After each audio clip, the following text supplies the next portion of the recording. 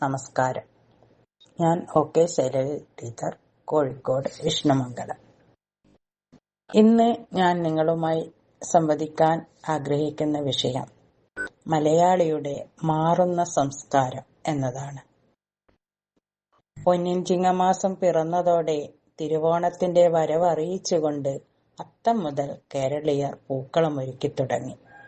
കർക്കടക മഴയിലെ പേമാരിയും ഉരുൾപൊട്ടലും ഉണ്ടാക്കിയ ആഘാതത്തിൽ നിന്നും നാം വിമുക്തമായി തുടങ്ങാനായി.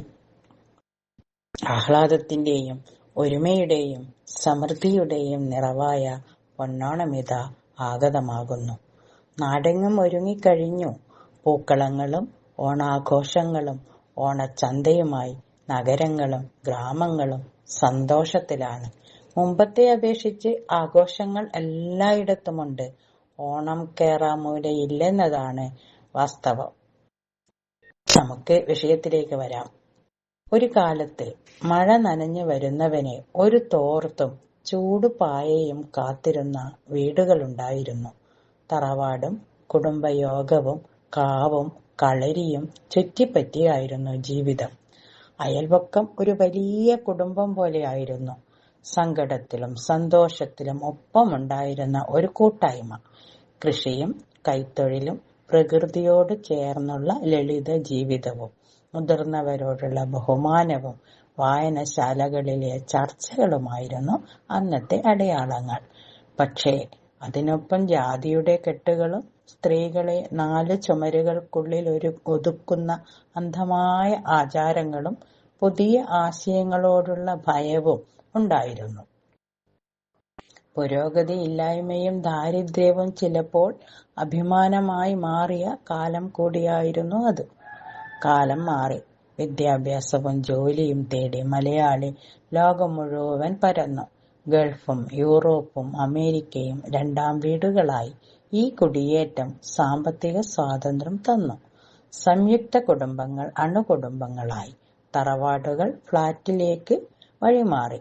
സാങ്കേതിക വിദ്യയാണ് ഏറ്റവും വലിയ മാറ്റം കൊണ്ടുവന്നത്.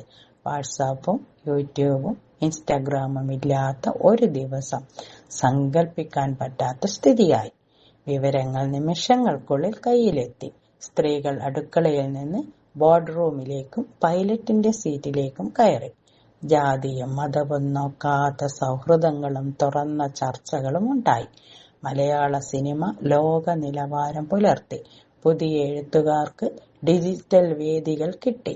എന്നാൽ ഈ മാറ്റത്തിന് വിലയുമുണ്ട്. യുവതലമുറയുടെ ലോകം 6 ഇഞ്ച് സ്ക്രീനിലായി.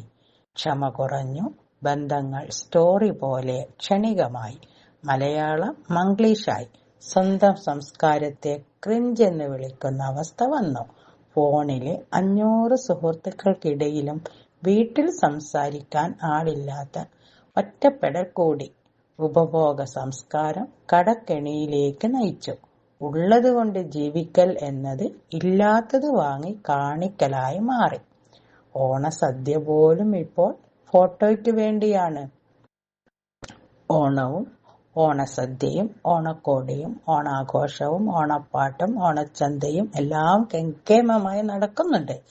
പക്ഷെ പണ്ട് നമ്മുടെ വീടുകളിൽ 2 or 3 ദിവസം മുന്നേ ഓണസദ്യക്കുള്ള സദ്യവട്ടങ്ങൾ ഒരുക്കി തുടങ്ങും അമ്മമാർ. കുടുംബാംഗങ്ങൾ എല്ലാവരും ചേർന്നാണ്.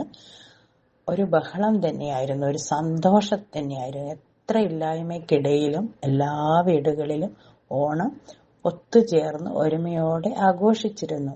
ഇന്ന് ആ ഒരുക്കലും പിടിക്കലും ഒന്നുമില്ല. എല്ലാം ഇൻസ്റ്റന്റായി, പാഴ്സലായി, പാക്കറ്റുകളിലായി. ഓണസദ്യ റെഡി. റെസ്റ്റോറന്റും സ്വിഗ്ഗിയും സുഖം തന്നു. പക്ഷേ അടുക്കളയിലെ കൂട്ടായ്മ പോയി. വികസനത്തിന്റെ പേരിൽ പാടം നികത്തി. കാവ് മുറിച്ചു. പ്രകൃതിയോടുള്ള ഇണക്കം നഷ്ടമായി. നാടൻ കലകളും ഔഷധ സസ്യങ്ങളെക്കുറിച്ചുള്ള അറിവും നിശബ്ദമായി ഇല്ലാതായി. സ്ത്രീകൾക്ക് സ്വാതന്ത്ര്യം കിട്ടിയെങ്കിലും ഇരട്ട ജോലിഭാരത്തിന്റെ പ്രശ്നം ബാക്കിയായി. ഓഫീസും വീടും ഒരുപോലെ നോക്കണം. നല്ല പെണ്ണ് എന്ന സർട്ടിഫിക്കറ്റിന്റെ ഭാരവും സോഷ്യൽ മീഡിയയിലെ വിമർശനങ്ങളും ഇന്നുമുണ്ട്. കല ജനകീയമായെങ്കിലും 15 സെക്കൻഡ് റീലുകൾക്ക് വേണ്ടി അതിന്റെ ആഴം കുറഞ്ഞു. ക്ലാസിക് സാഹിത്യം വായിക്കാൻ ആളില്ലാതായി. എല്ലാം വ്യൂവിന്റെയും ലൈക്കിന്റെയും കണക്കായി. അപ്പോൾ ഇതിന് പരിഹാരം എന്താണ്? സംസ്കാരം എന്നത് മ്യൂസിയത്തിലെ ശില്പമല്ല, ഒഴുകുന്ന നദിയാണ്. അത് മാറും. പക്ഷേ നദിക്ക് 2 കരകൾ വേണം. പഴയത് മുഴുവൻ നല്ലതല്ല, പുതിയത് മുഴുവൻ ചീത്തയുമല്ല. നമ്മുടെ ചുമതല തിരഞ്ഞെടുക്കലാണ്. വീട്ടിൽ മലയാളം നിർബന്ധമാക്കണം. അതായത് നമ്മുടെ മാതൃഭാഷ നമ്മൾ ഒരിക്കലും മറന്നു പോകരുത്. മാസത്തിൽ ഒരു ദിവസം നോ ഫോൺ ഡേ ആചരിക്കണം. ഫ്ളാറ്റിന്റെ ബാൽക്കണിയിൽ ഒരു ചെടിയെങ്കിലും വെക്കണം. തറവാടിന്റെ ഊഷ്മളത ഫ്ളാറ്റിലേക്കും കാവിന്റെ പച്ചപ്പ് നഗരത്തിലേക്കും വിളക്കിന്റെ വെളിച്ചം മൊബൈൽ സ്ക്രീനിനപ്പുറത്തേക്കും കൊണ്ടുവരണം. കുടുംബാംഗങ്ങൾ ഒരുമിച്ചിരുന്ന് ഒരു നേരമെങ്കിലും ഭക്ഷണം കഴിക്കണം. അല്പസമയെങ്കിലും കാര്യങ്ങൾ അങ്ങോട്ടും ഇങ്ങോട്ടും ഒന്ന് സംസാരിക്കണം. മനസ്സ് തുറന്ന് അവരവരുടെ സന്തോഷവും സങ്കടവും ഒക്കെ പങ്കുവെക്കണം. പുതിയ മാധ്യമങ്ങളെ ശത്രുവായി കാണാതെ നാടൻ പാട്ട് റീമിക്സ് ആക്കിയാലും കുഴപ്പമില്ല, ആളുകൾ കേൾക്കട്ടെ. മലയാളി എന്നത് വെറും ഒരു ഐഡന്റിറ്റി കാർഡല്ല, അത് നമ്മുടെ ഭാഷയിലും സംസ്കാരത്തിലും പെരുമാറ്റത്തിലും ഒക്കെ വരണം. നമ്മൾ പറന്നാൽ മാത്രം പോരാ, തിരികെ വന്ന് വിത്ത് പാകണം. മാറാം, പക്ഷേ മറക്കാതെ പറക്കാം. പക്ഷെ വേരോടെ ആയിരിക്കണം. അതാണ് മാറുന്ന കാലത്ത് നമ്മൾ നിലനിൽക്കാനുള്ള ഒരേയൊരു വഴി. അതാണ് യഥാർത്ഥ മലയാളി സംസ്കാരം.